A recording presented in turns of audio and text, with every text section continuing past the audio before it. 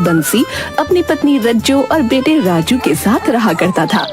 रज्जो और राजू दोनों ही बंसी से बहुत प्यार करते थे, लेकिन वो उसकी कंजूसी से परेशान हो चुके थे। भोंदू, अबे ओ भोंदू, यहाँ आ। जी जी जी मालिक, जी मालिक। क्या हुआ? अरे आज मुर्गी ने अंडा दिया या नहीं बता। अरे बहुत बड़ी वाली है ये मुर्गी मालिक, कोई अंडा वंडा नहीं देती। उसके लिए मुर्गी को कुछ खिलाना भी पड़ता है। खाने को तो उसे कुछ देते नहीं हो और चाहते हो कि बस अंडा देती रहे। अरे जब मुंह खोलोगी तब खर्चा कराने की बात ही करोगी बस। और कुछ आता है कि नहीं तुम्हें? अरे जाओ और जाकर उसकी हालत देखो। ऐसा लगता है जैसे किसी ने पाइप डाल के उसका खून चूस लिया हो। बेचारी। बेचारी वो नहीं, बेचारा तो मैं हूँ जो एक मुर्गी पाल रहा हूँ और एक भैंस। क्या कहा? मालिक ने आपको भैंस कहा है। मैंने तुझसे नहीं पूछा जो तू बीच में कूद रहा है, मेंढक कहीं का। जा सब्जी लेकर आ बाजार से, शाम को बनाने के लिए कुछ नहीं है। फिर मुंह खुला और बस खर्चा कराने की बात निकली। अरे हमारे पड़ोसी वर्मा जी ने इतना बड़ा बगीचा बना रखा है, इतनी सब्जियां लगा रखी हैं, वो किस दिन काम आएंगी? जा भोंदू, चुरा ले, मेरा मतलब तोड़ ला।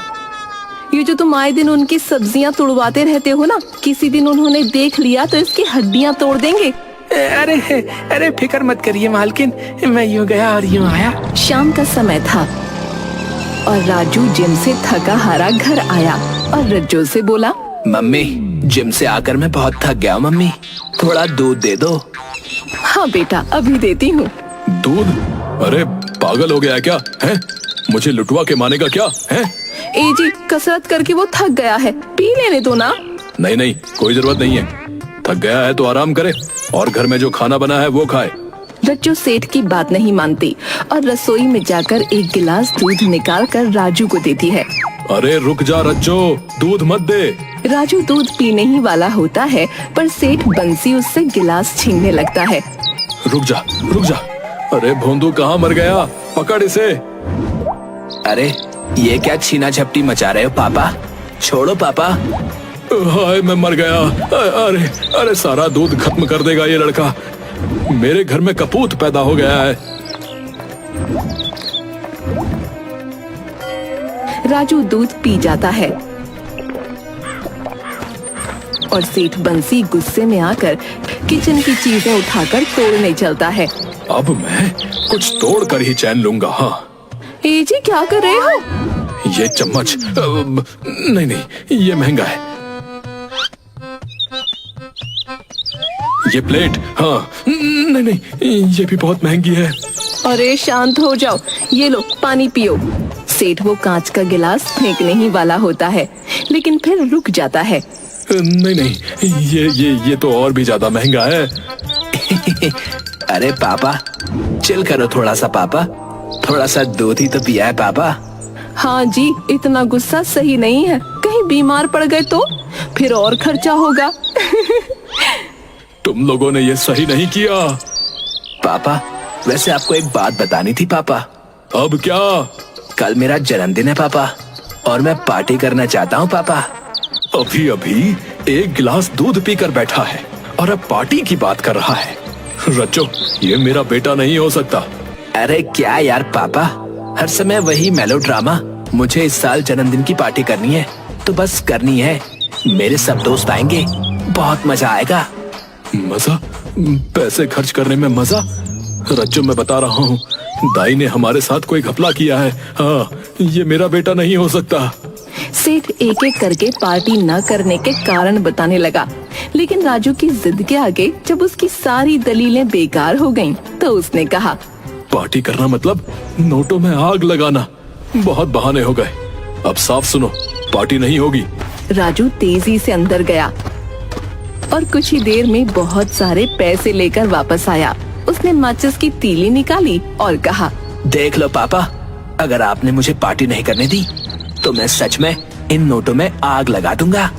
अरे बेटा, ये क्या कर रहा है? ये तो हमारे खाने के, कपड़े खरीदने के और बिजली का बिल भरने के पैसे हैं। पापा पार्टी करनी है या नहीं करनी है पापा?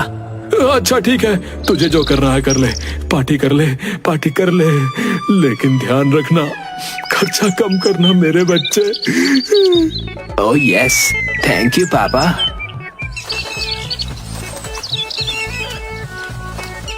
सेठ बंसी ने ठान लिया कि किसी भी हालत में राजू की पार्टी नहीं होने देगा।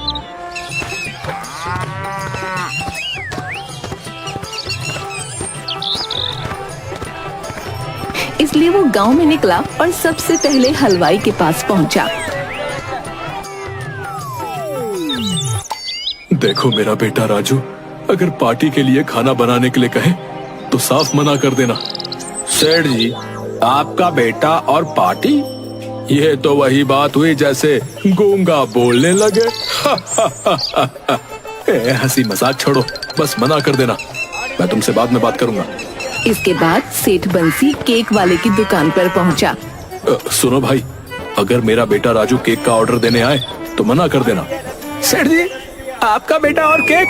आप तो खुद चीनी के दाने गिनते हैं। अरे बस मना कर देना, मेरी बात मानो। सेठ बंसी संतुष्ट होकर घर लौटा और सोचने लगा कि अब तो कोई केक और खाना बनाने वाला ही नहीं मिलेगा तो पार्टी कैसे होगी। लेकिन राजू ने भी ठान लिया था कि पार्टी तो हर हाल में होगी।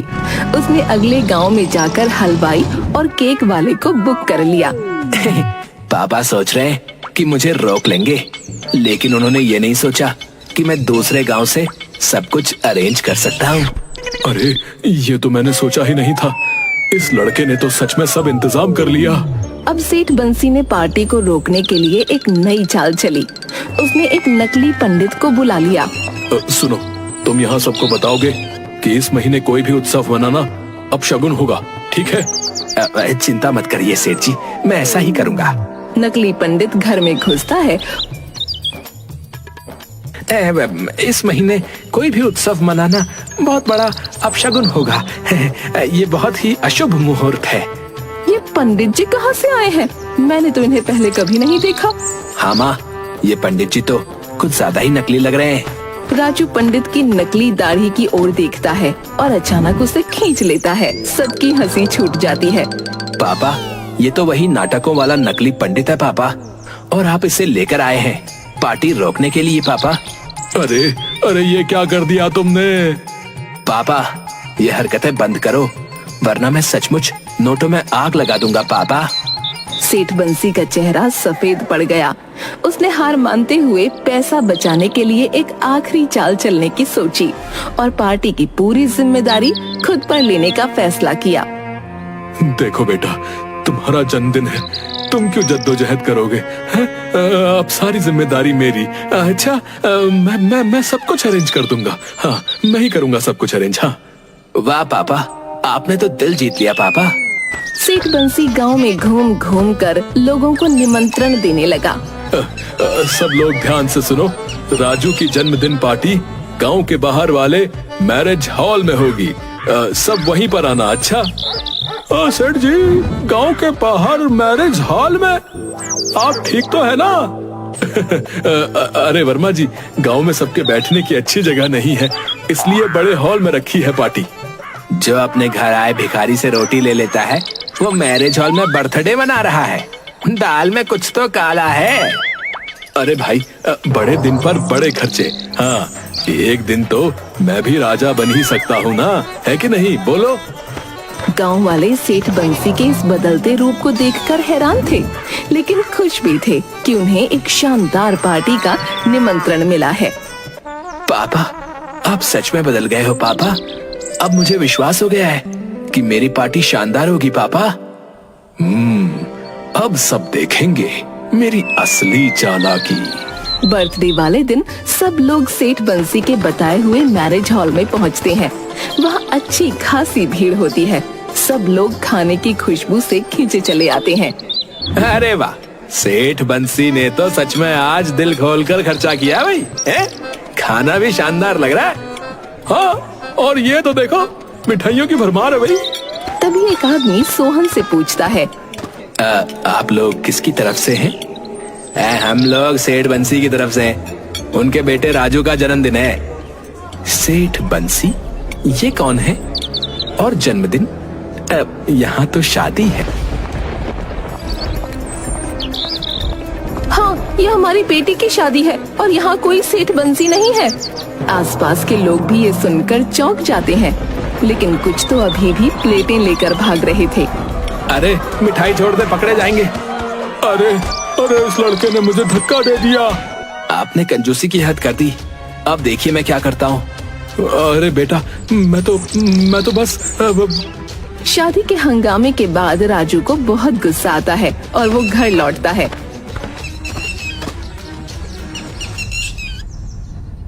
पापा, अब मैं यहाँ सही से पार्टी करूंगा। पापा, आप जो कर सकते हो कर लो। पापा ठीक है, पार्टी कर ले, लेकिन कम से कम लोगों से महंगे महंगे गिफ्ट तो ले ले।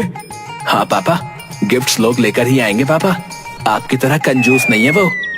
सही कहा मेरे बच्चे ने। अब आप चुप ही रहना बस। सेठ बंसी सोच रहा था कि शायद गिफ्ट के बहाने कुछ बचत हो जाए। राजू की पार्टी धूमधाम से शुरू होती है। सेठ बंसी का दिल ये देखकर बैठ जाता है कि इतनी बड़ी पार्टी हो रही है और लोग खूब मजे कर रहे हैं। हे भगवान, ये तो मेरे पैसे की बर्बादी है। अरे सेठ जी, आज तो आपने दिल खोलकर खर्चा किया है। हम सोच भी नहीं सकते थे कि आप इतना बड़ा आयोजन करेंगे।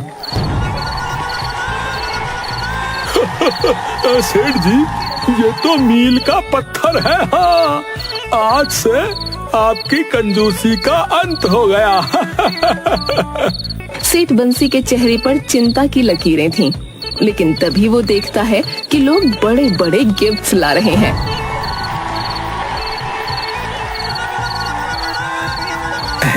चलो, कुछ तो ठीक हो रहा है। इतने महंगे गिफ्ट्स देखकर दिल को थोड़ा सुकून तो मिल रहा है। पार्टी रात तक चलती है और सब लोग खूब मजे करते हैं।